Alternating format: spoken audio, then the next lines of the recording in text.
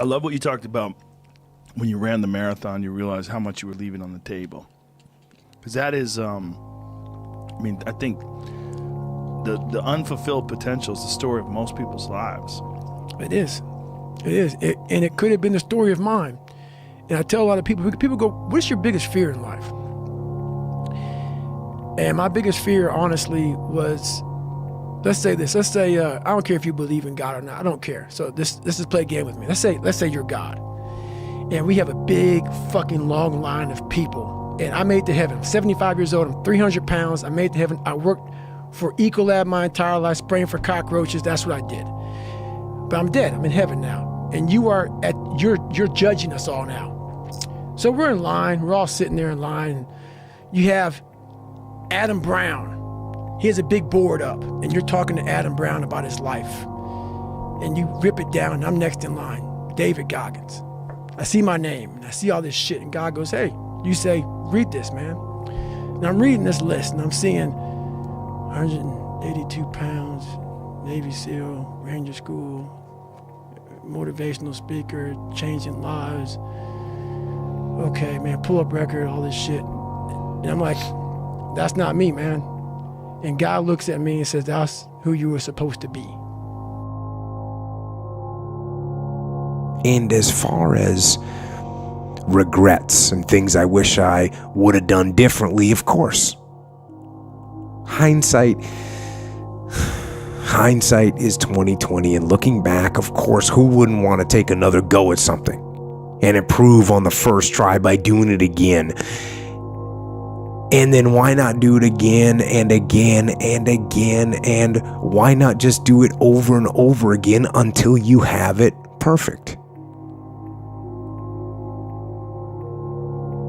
But the fact is, you don't get that chance. You get one shot at this gig right here.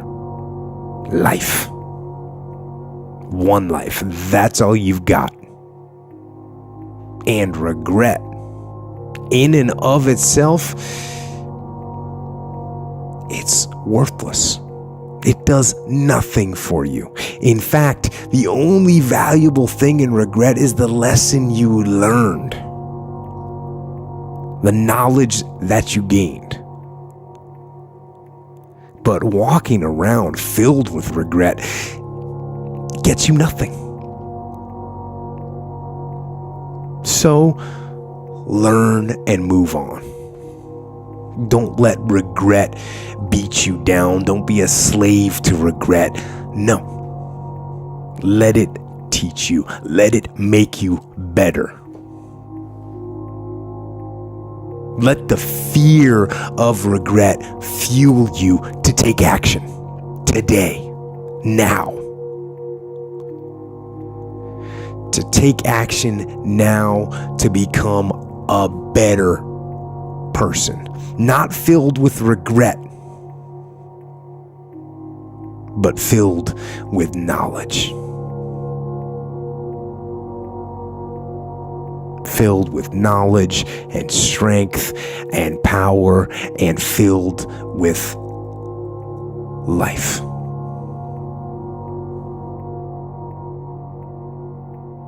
It's painful to understand how much of what you're doing isn't productive. So I'll give you an example. So I've done this a couple of times with classrooms full of students. Usually when I'm lecturing about career development, say, okay, how much time do you waste? So then I get the class to vote. How many of you waste 10 hours a day? It's like 10% of the kids will put up their hands.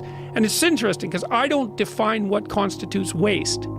I just ask the question. So they're diagnosing themselves, right? I'm not saying you're wasting 10 hours a day.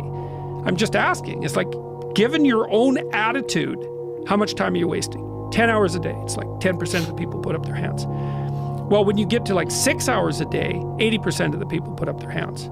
So then we do the arithmetic. It's like, because I like doing arithmetic with people. People hate arithmetic, but I like doing it. It's like, okay, 6 hours a day. It's 42 hours a week. So let's call that a work week, 40 hours a week. So that's a work week. Let's say, what's your time worth? You're a university student. Well, it's certainly worth minimum wage, because obviously, but it's worth way more than that, because if you spend a productive hour when you're 20, then you gain the benefits of that hour for the rest of your life. So there's the compounding effect of time spent when we were young. So I say, well, let's assume your time's worth $50 an hour, which I think is an underestimate, but whatever. Let's call it 50. We could call it 25, but we'll call it 50. If that's $2,000 a week you're wasting. It's $100,000 a year. It's like, how much better would your life be if you weren't wasting $100,000 a year? It's like, what is that over 40 years? $4 million. It's like, you're rich. You don't even know it. Quit wasting time. By your own definition. It's like people shake their heads, like, oh, I never thought about it that way. It's like, yeah, think about it that way. Don't waste your damn life. And then you think, well, why would people be resistant to that message? It's like, well, you really want to wake up and figure out that you're wasting half your life? And when people do that kind of wasting, they actually hate it.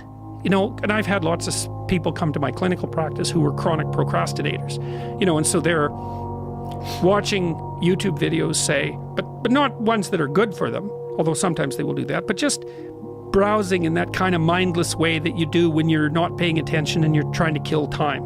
And people doing that, they feel bad, they get depressed, they feel anxious, they can't get away from it, they feel kind of quasi-addicted. That's what they're saying about social media now. It's a huge issue with young kids. Absolutely. But there's this feeling of kind of internal rot and corruption that goes along with it. It's like, yeah, well, you're wasting your life. It's like, so it's painful. It's painful to recognize that. Then it's painful to think, oh my God, look how undisciplined I am. I don't know anything. I can't use a schedule. I can't stick to a calendar. I don't have any aims. I don't know anything about the world, right? And maybe there's a part of me that's bitter because I haven't got everything already. And I'd just like to say, to hell with it. That's the recognition of the Jungian shadow. It's like, that's what makes you vicious and untrustworthy. All of that. No one wants to look at that. And no bloody wonder. But hey, the alternative is worse. No, I've actually always found something to be very true, which is most people don't get those experiences because they never ask.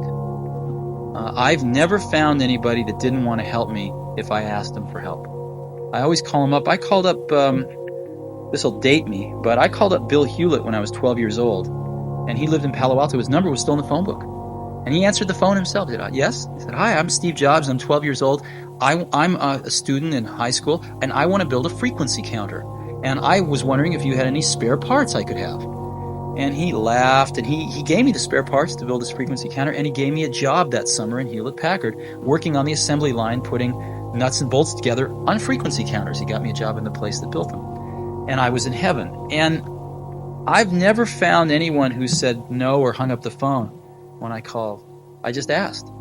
And when people ask me, I try to be as responsive, to pay that debt of gratitude back. Most people never pick up the phone and call. Most people never ask. And that's what separates sometimes the people that do things from the people that just dream about them. You gotta act. And you've got to be willing to fail. You've got to be willing to crash and burn. With people on the phone, with starting a company, with whatever.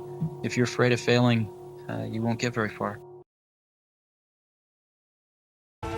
So yes, I think it's possible for ordinary people to choose to be extraordinary.